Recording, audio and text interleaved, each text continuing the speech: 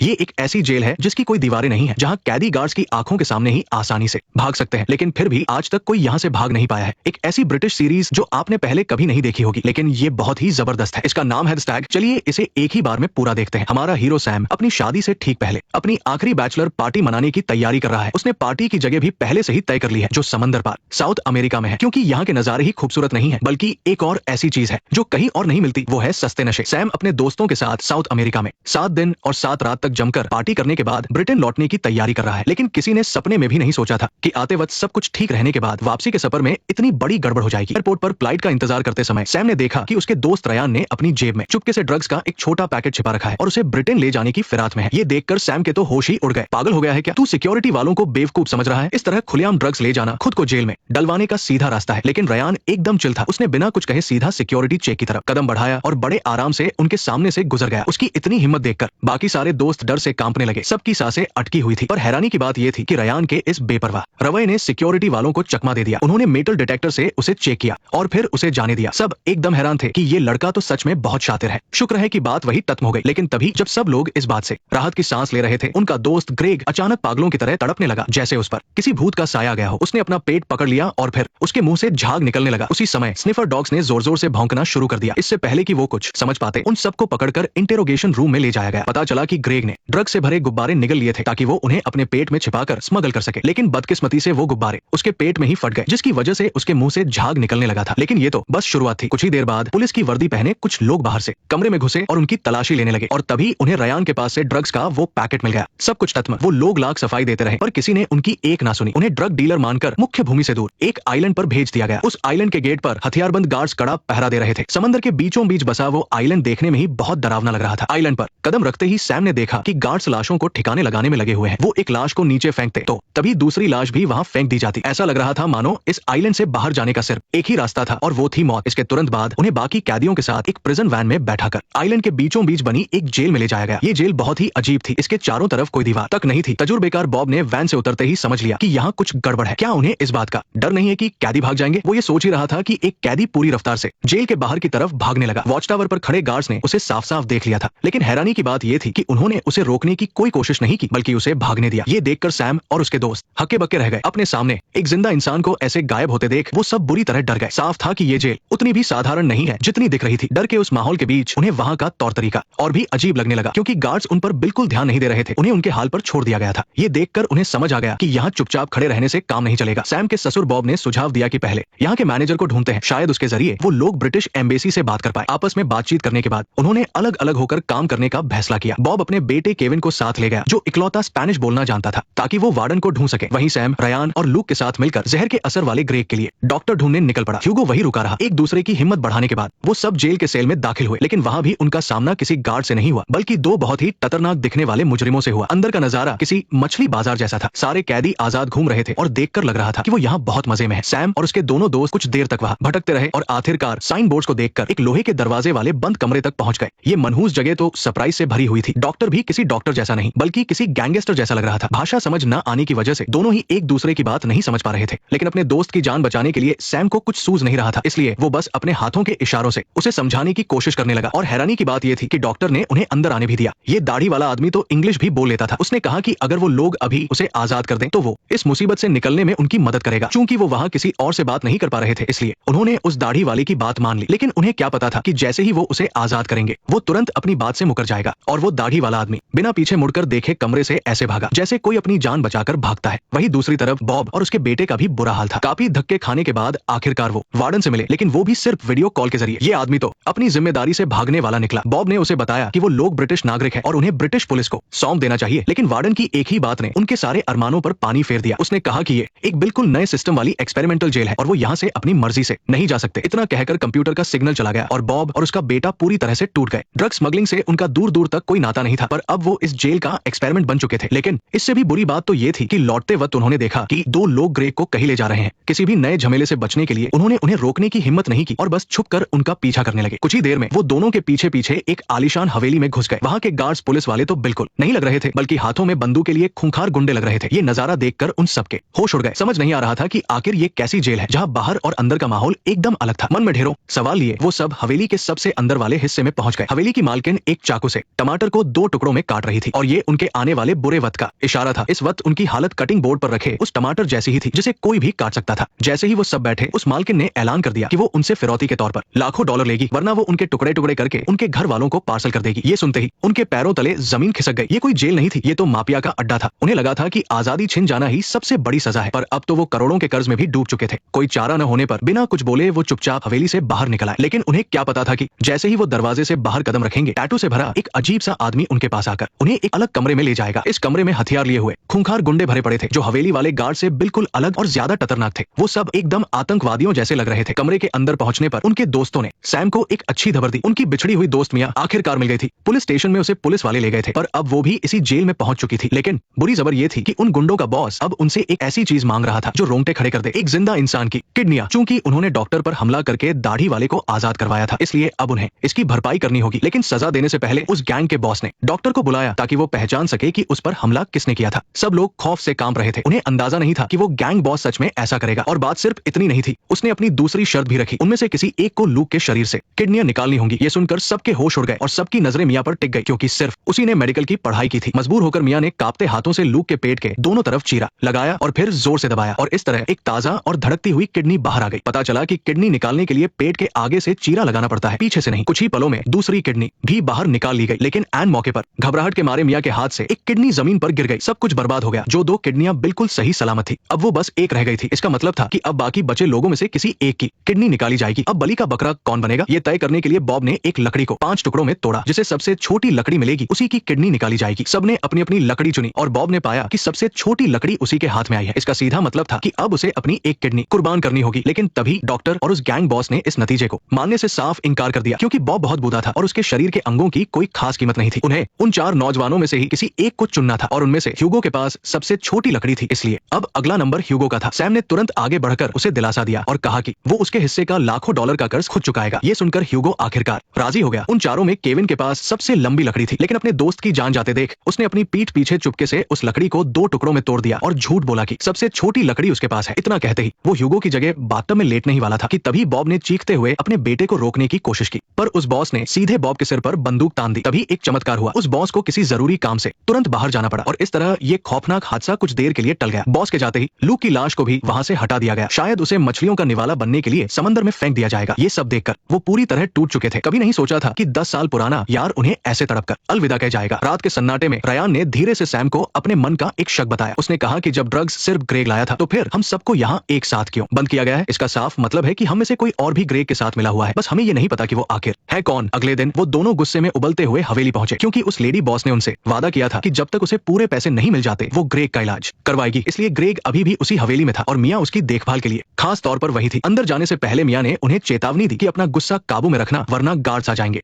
लेकिन उन दोनों के लिए खुद को रोकना नामुमकिन था। आखिर उनके यार लूक की जान इसी की वजह से गई थी और ये बेवकूद यहाँ बिस्तर पर आराम से पड़ा था। लूक की मौत की खबर सुनकर भी ग्रेग के चेहरे पर शिकन तक नहीं आई। उसने बड़े आराम से कहा कि उसके पास यहाँ से बाहर निकलने का रास्ता है, क्योंकि उसका बॉस एक बहुत ही खूंखार और ताकतवर आदमी है। उसे बस एक फोन कॉल करके पूरी सच्चाई बतानी है और वो उन्हें यहाँ से जिंदा बाहर निकाल लेगा। उसे देखकर ऐसा बिल्कुल नहीं लग रहा था कि वो झूठ बोल रहा है। उसकी बातों पर यकीन करके वो दोनों कमरे से बाहर तो आ गए, लेकिन अब एक चलता फिरता सोन मिलेगा कहा। तभी उन्हें याद आया कि पिछली रात केविन ने लूक के हाथ से एक अंगूठी निकाली थी। वो दोनों चुपके से उस अंगूठी को लेकर उस जगह पहुंचे जहां लाशों को ठिकाने लगाया जाता था। अगर कोई लावारिस लाश होती तो उसके टुकड़े टुकड़े कर दिए जाते और उसके शरीर की सारी कीमती चीजें निकालकर उसे कचरे के ढेर में फेंक दिया जाता था। लेकिन अगर परिवार या दोस्त थोड़े पैसे खिला दे तो लाश को बिना काटे छांटे सीधा समंदर में फेंक दिया जाता था। सैम और रयान ने लूक की शादी की अंगूठी उस मैनेजर को दी और झूठ बोला कि वो अपने दोस्त का अंतिम संस्कार पूरे सम्मान के साथ करना चाहते हैं। लेकिन फिर अचानक कहानी ने एक नया मोड़ लिया। नेक्स्ट पार्ट देखने के लिए वीडियो को लाइक करो।